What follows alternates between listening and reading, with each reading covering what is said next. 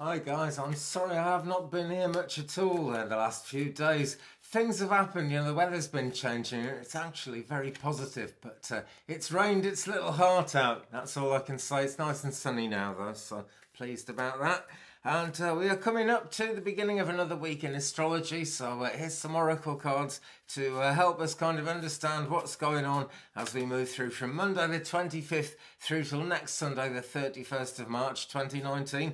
And 31st next Sunday is when time retrograde ends, in my opinion. Mercury retrograde ends sort of Wednesday, Thursday, depending where you are in the world, and third quarter comes in as well. So there's change happening basically, but it's very positive because Mercury retrograde coming to an end brings the answers to some of the perplexing questions we've been asking ourselves. Anyway, here we've got the Work Your Light Oracle by Rebecca Campbell. I know someone else called Rebecca and it confuses me. Anyway, look, what I really like about this deck is in the back, if you can see that. You are the Oracle, basically. And Work Your Light, it's a very, very sort of high chakra, high vibration deck, this one.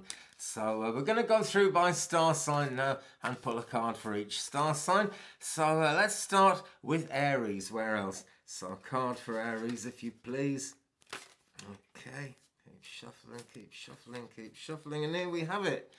The Priestess. Now then, Aries, your ruling planet, of course, is Mars. And take a look at this. Take from this what you will, as well as whatever I'm going to say about it. This is the Priestess card. How are you being called to step up and lead? That's what you've got to ask yourself. And this is a big question for Aries because Aries, of course, the ram, has that way of pushing forward very forcefully to get things done. And that can kind of go either way depending on how other people are disposed towards that, basically, and how people feel about each other.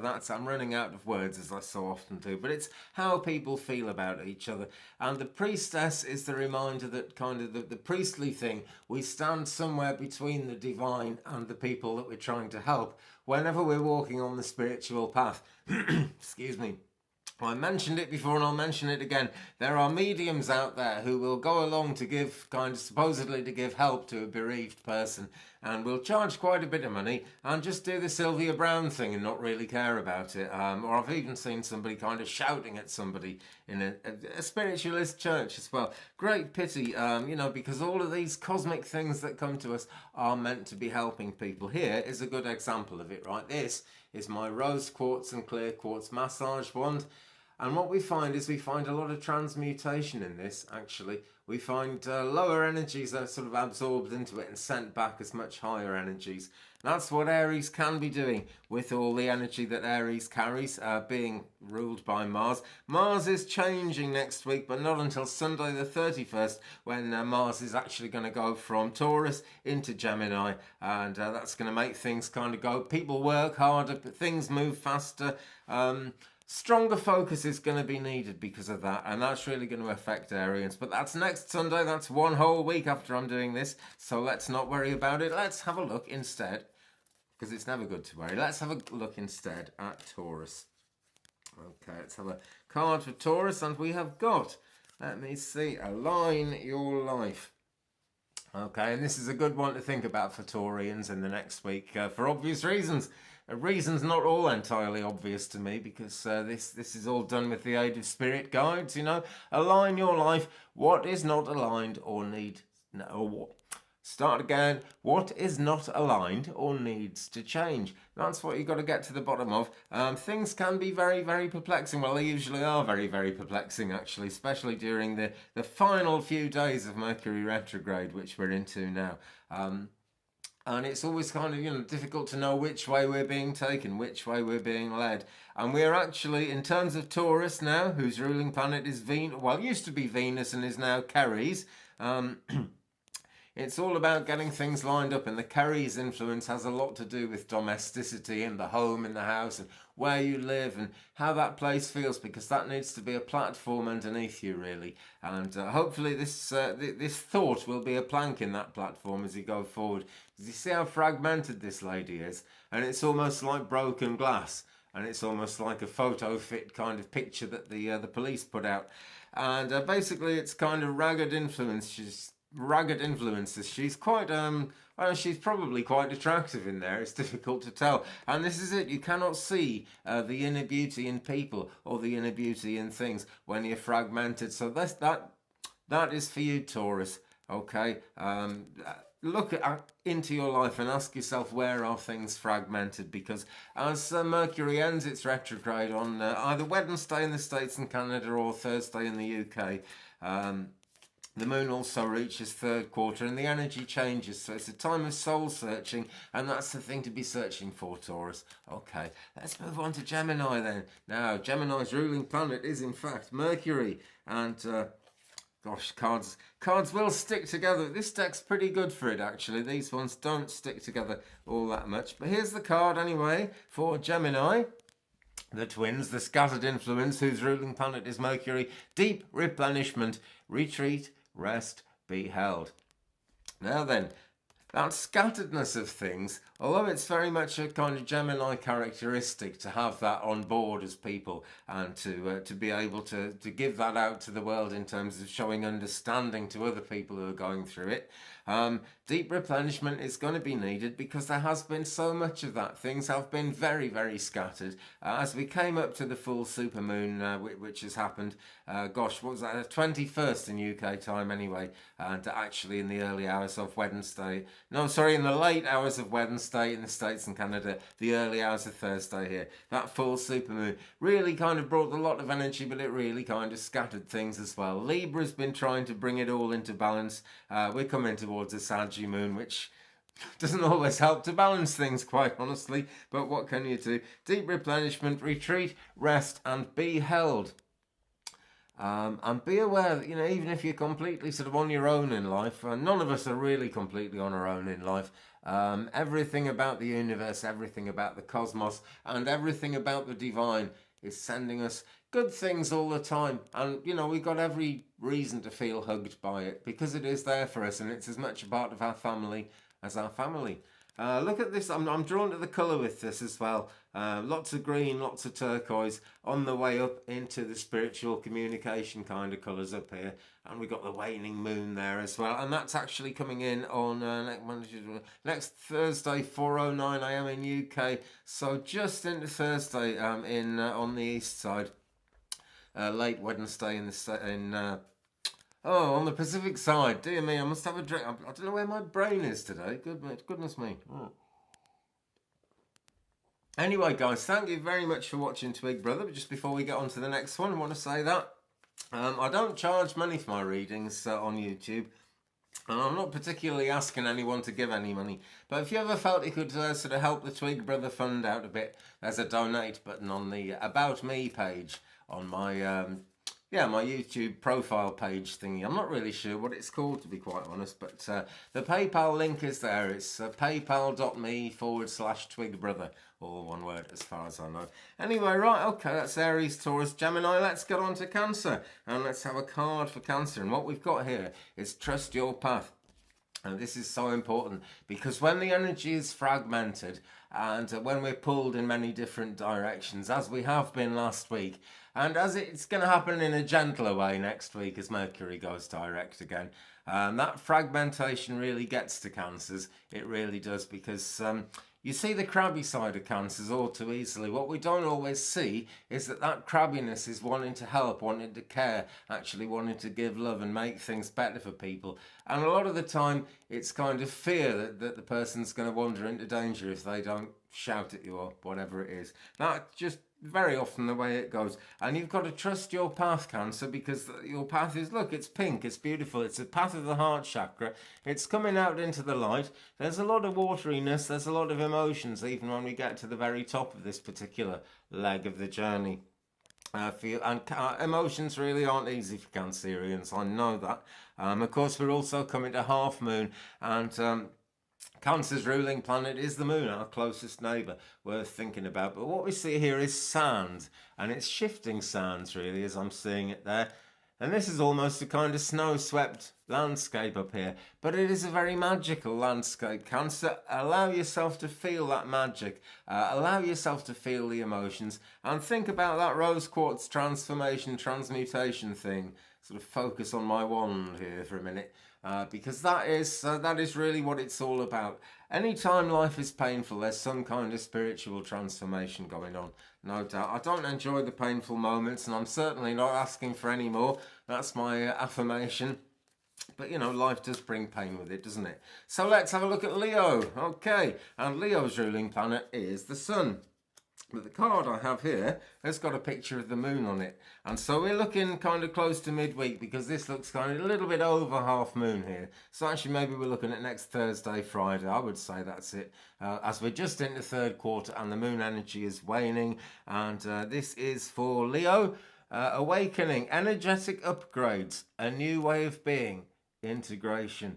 And there's the transformational influence going on again. So imagine it, the rose quartz sends the love out and kind of gathers in the pain. There's a lot of empathy in rose quartz, transmutes it, and it comes back to us as beautiful clear energy very strongly through the clear quartz. And this is where it's at for we're on Libra, aren't we? This is where it's at for Libra this month. My guide knows what I'm doing, but I don't. Look at the rainbow colours in the sky. This isn't the first time I've brought this card out in recent days, actually. So no doubt this is saying something to me. Lounge chair without the lounge chair, or the bed that isn't the bed, you know. She's just kind of happily suspended there in space. And she's asleep, she's dreaming, she's going with the dream life. And that's what you've really got to do, Leo, is go with your dreams. Hold on tight to your dreams, as the old song goes. But do it in reality as well. That song was good for a reason. The scatteredness tends to kind of make things difficult for the side of Leo that wants to be happy-go-lucky.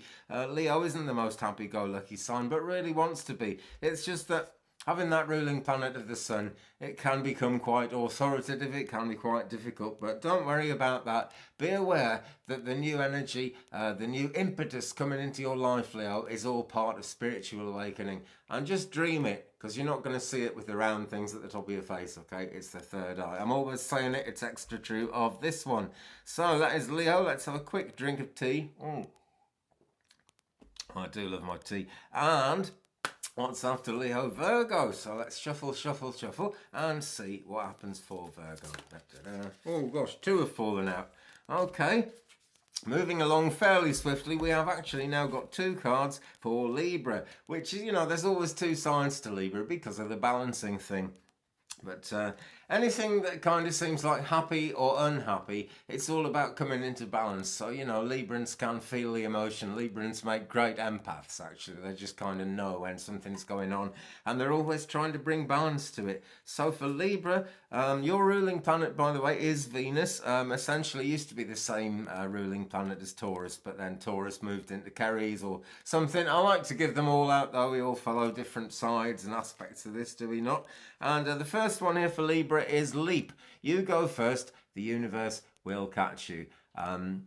This is a classic thing along the spiritual path. We're getting to know and we're learning to work with the fact that we have to work with this fact, because it's a difficult fact to take in, that the energies are with us and the energies are helping us. And at some point we've got to just let ourselves go and allow those energies to uplift. Go with the flow, it's what I'm always saying. But look at this woman going with the flow here. She's all clad in purple and she's right up there with the moon. This is going to be less intense, actually, because we've got a very full moon here and it's only going to be half moon this week. She's already on the waning cycle since full moon on the 21st that we went through. So you go first. The universe will catch you. Basically, go for it. Time to make those plans happen. And that's Libra all over. This is the other card for Libra, because two came out, is play. Have fun. Celebrate. Don't be so serious. And this has been a very serious time for Librans, because it's very hard to keep balance when there's so much going on in astrology. But, you know, always worth thinking about. Always worth looking back into yourself and actually saying, did I really do any harm there? Did I mean to do any harm there? The chances are the answer is no to both of those. It's just when you're so keen on balance and so wanting to be of help to other people and to the world and to balance your own life, when that's so important, it means more and we feel it more deeply, especially if we are a Libra. Right, let's get on to Scorpio though, because we want to keep the flow going. Okay. My other channel, by the way, that does astrology is called, what's it called? For Astro Truth, yes. I think it is, or is it just called, no, it's just called Astro Truth. The Facebook page is called For Astro Truth because I want that angel influence in there. Okay, shuffling away to find a cork, shuffling away. Maybe I need to drink a wine or something. Let's have more tea. And shuffling away, so we've now got to Scorpio.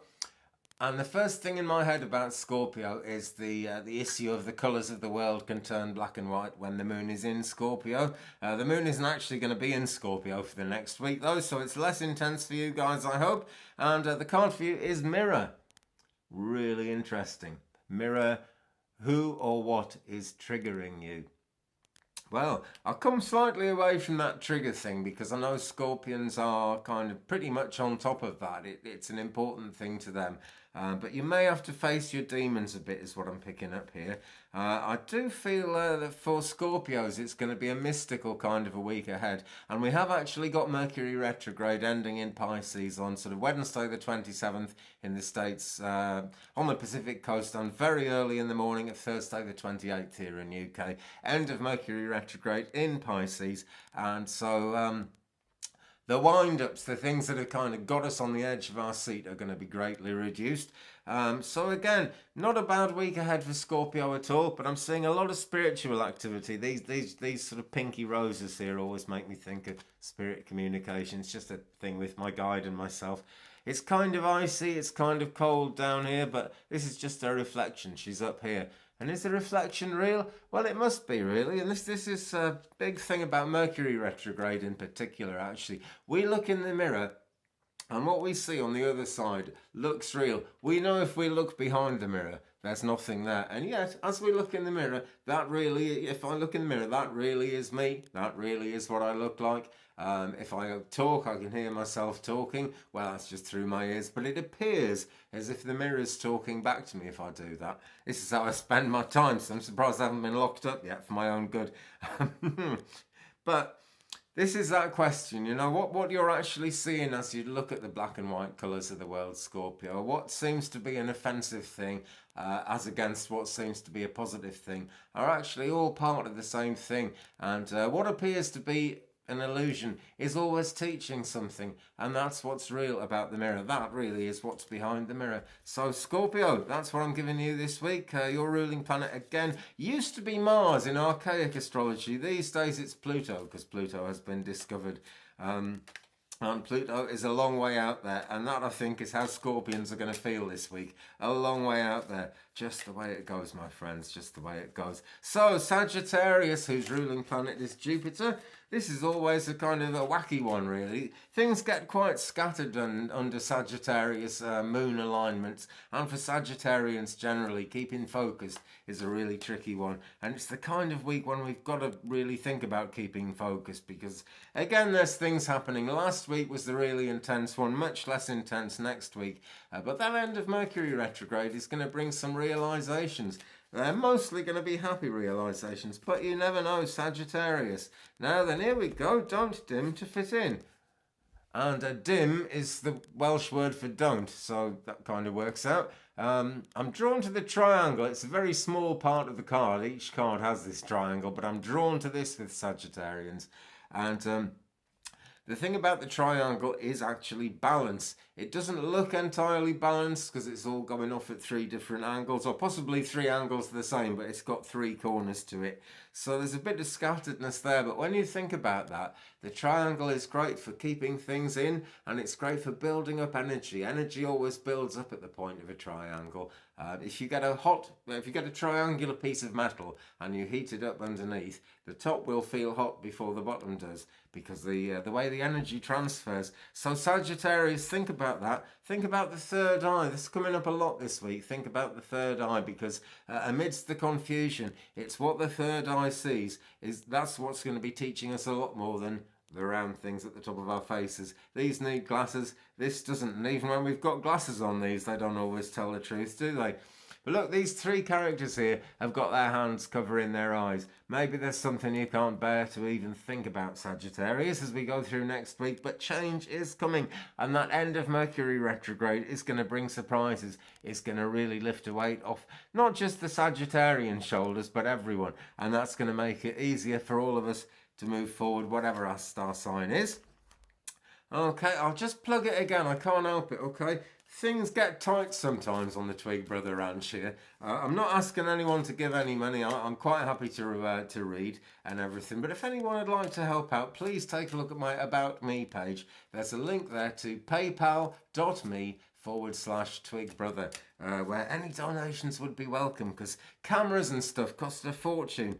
And I'd really like to avoid monetizing my channel for as long as possible. If you'd like a paid reading, by the way, please email me at 35and83@gmail.com, and there's a link to that on my About Me page as well. Okay, let's do Capricorn, Aquarius and Pisces, starting with Capricorn, the sisterhood of the rose. And this tells me, Cappy, that spiritual progress and I was going to say spirit guides, but I've gone, which tells me that I was going the wrong way. The spirit world are always close to us. They're always wanting to help, but they step back into the shadows simply because it's our life and we've got to make it happen. Okay, so Capricorn, ruling planet Saturn, really powerful influence that. And of course, as solid as Saturn is, there are those rings which appear solid to us, but are in fact, as we all know from television and everything, that it's all those very solid looking rings are really scattered tiny fragments. And that's the thing for you to do, Capricorn, is think about those scattered tiny fragments, because you've been hanging on for grim death, haven't you, or for dear life, whichever way you want to look at it. Dear life is more positive, isn't it? And you've been hanging on to that like I don't know what since the last few days, as we've gone through the crazy full moon and the Libra energy trying to balance everything. And Virgo doesn't exactly kind of sit well with what Capricorn's been doing in the last week or so. But we've got the triangle up here again, drawing me to that fact that, think about the higher chakras, because this is where the energy gathers, right up here at the tip of the triangle. That's spiritual energy coming to you, though, and energy to be able to understand spiritual transitions that have been going on, that have been making it so difficult to hang on. But look, we've got the sea here, and this reminds me of the tarot card, the Empress, where you can see there's a long, long sea behind the curtain, behind the Empress, and the meaning of that is essentially, when you read all the books and when you actually do tarot readings for people as well, you find the meaning of that is it looks pleasant enough on the other side. There's nothing to fear there, but there is this big journey, and it is going to be a long journey if we want to make the most of our spiritual progress. And there's that journey there, and I'm giving that to you, Capricorn, because it's time to stop hanging on for grim death and start moving forward for dear life. Okay, and particularly, I'm drawn to the thought that Mars is going to move from being in Taurus into Gemini on Sunday the 31st. I don't know why, but I'm giving that one most particularly to Capricorn right here, right now, today and for the future. So this brings us to Aquarius. And this is a very robust looking card, actually. Plenty of Aquarian blueness there, the sea, the sky, whatever that is, and emotions. But look, the emotions, the tears running, are down here in black and white. They've faded out a bit. So as we go through this week, it's going to be a lot less emotional around Aquarius. We've got light here, which looks to me like spiritual light coming in, and this does make me think of spirit guides. Good week for spirit people, spiritualist type people, to be in touch with spirit people coming the other way. And this is Akasha. Your guidance is divinely guided. Divinely guided. And since I said define by mistake, I'm going to pick up on that, because my guide works by making me talk rubbish sometimes. And then hopefully we get onto the right stuff. So you're going to have to define things. You're going to have to define boundaries. And that is not always easy for Aquarians. But if you've really been through it, think about it. That's the answer. Just kind of be sure-footed. Just hang on. It's not the easiest thing for Aquarians to do, because it is a quirky time. But that is the way it's going. Things are a lot less quirky. Venus is actually going to move on Tuesday, March the 26th, from Aquarius into Pisces. So not very easy transition, but it does begin a month of kind of creativeness, of spiritual, traditional working, that kind of thing, looking back into the old spiritual traditions and getting closer to that. And the Piscean influence is always one about caring. And we are right now coming on to Pisces. We have come through the cycle just about. So we'll get on to Pisces, whose ruling planet used to be said to be Jupiter, which is also mine, Sagittarius. But really nowadays we see that as Neptune, a very deep and very distant planet. And I've got two for you. I've actually got deep replenishment again. No doubt something else will come up. And no doubt I should spread this deck out and sort it out. But no doubt either that my guide wants me to look at this one first yet again. Deep replenishment, retreat, rest. Be held. Let the universe hold you. That's really important, Pisces, okay? Because you've been so busy caring for people, and Mercury retrograde has been in Pisces. The pre-shadow began in Pisces. The actual Mercury retrograde station was in Pisces, and the direct station, which is coming up either Wednesday the 28th or Wednesday the 27th or Thursday the 28th, depending where you are in the world. That is going to be in Pisces. So Pisceans are really going to get a fair bit twanged by that. And look, I know you know about Monty Python's Flying Circus in the States and Canada, and the way they've drawn this lady, the way they've painted this lady here with her hair, it makes me think of one of those Terry Gilliam animations where he cut things out and stuck them together. So watch Monty Python's Flying Circus, Pisceans, and I guess that means allow yourself to be scattered, because things are going to feel scattered. It's just the way it is. And 2 for the price of 1 for Pisceans. Lemuria, creating heaven on earth. It's happening. And I'm actually going to give this as a kind of significator card to everyone, really, to every sign. This adds something to it. Beautiful pink sky there. And here's the rub. They say red sky in the morning, shepherd's warning. In other words, if I get out of bed here in UK and look out the window and there's red streaks in the sky, it's going to rain, it's not going to be great, possibly freezing cold, possibly not, but it's going to be like mad March weather, whatever month it is. If it's a red sky at night, shepherd's delight. And we talk about, it's a British thing this, we talk about shepherds because, they're the ones who are out in the rain. Shepherd's delight's going to be a beautiful day tomorrow. And it's a glass half full, glass half empty thing. Not just for Pisces. Now I'm giving this to everybody. Do you see that as the warning in the morning or the delight at night? Focus on the delight at night, Pisces, and absolutely everybody. I'm going to try and do that as well. We've got absolutely beautiful blues and greens here, and I'm thinking that turquoise, I'm thinking speak your truth, and that's for everyone. It's the kind of week when it's difficult to speak your truth, because it's difficult with the best will in the world to know what your truth is actually going to be. But do get it thought about and do get it spoken, because that is so important. Okay, friends, quick recap of what's happening next week. Monday tomorrow, Monday the 25th, 6:05 a.m. UK time. So actually later tonight, Pacific, Sagittarius moon. Moon enters Sagittarius, and then Tuesday the 26th, Venus moves from Aquarius into Pisces, kicking off a month of kind of creativeness, spirituality, seeing things with the third eye. That begins on Tuesday the 26th.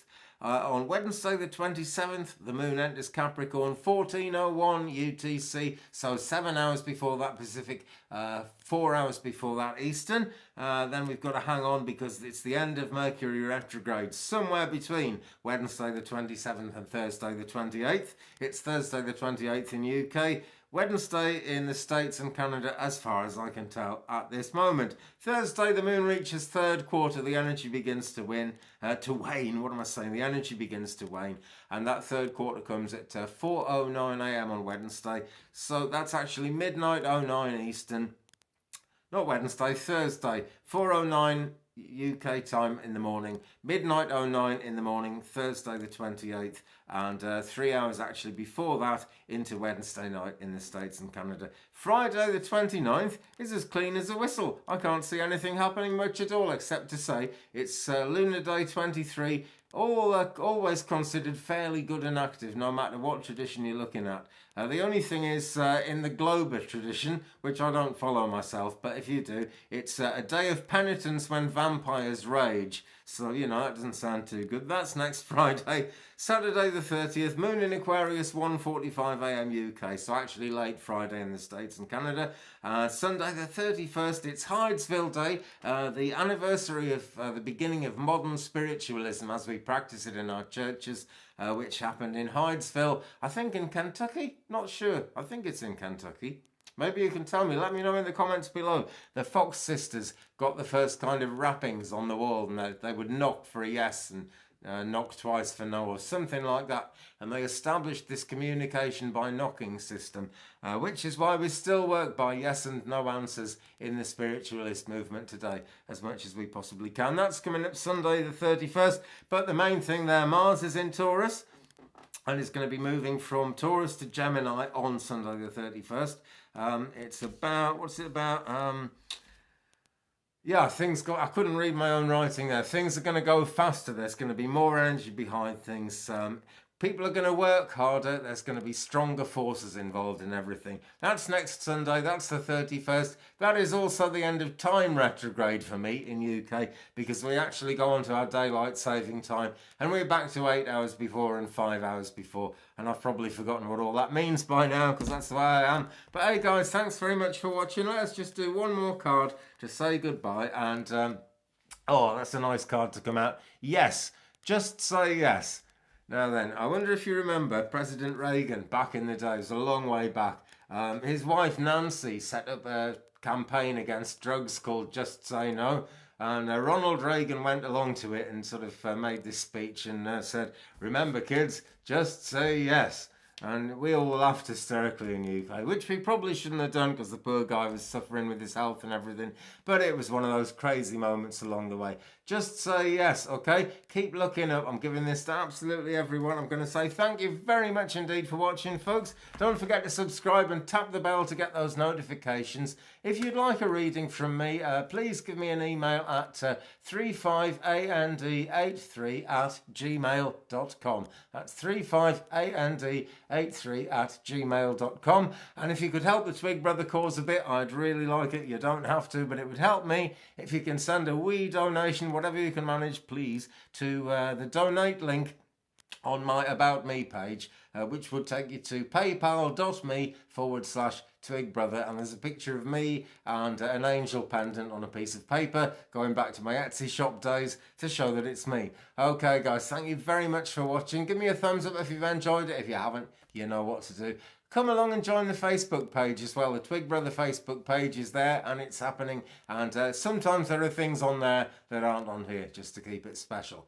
Okay, have a great day, friends. Goodbye.